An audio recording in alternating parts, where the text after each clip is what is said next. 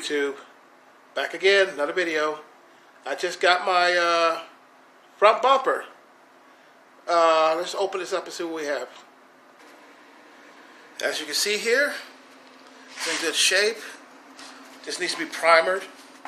No, it's already primered. This needs to be prepped and painted.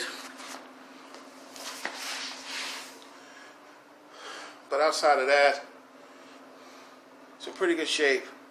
Not bad for less than $100. And it's brand new. Okay, I'm gonna prep it, throw a little paint on it, and see what it looks like. There, I just put a little layer of Arizona beige on there, on the top part. There's still some that haven't been touched yet. But I just sprayed a coat on there to see, light coat, see what it looks like. Looks pretty good. I'm gonna finish up this right now. And here it is, fully painted. I put 3 coats of Arizona beige on it.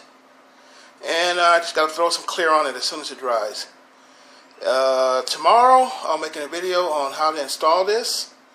And I'm gonna add the front lip. And I'm gonna add the driving lights. So I'm gonna be pretty busy tomorrow. So I'm done for today. So until tomorrow, I'll see you.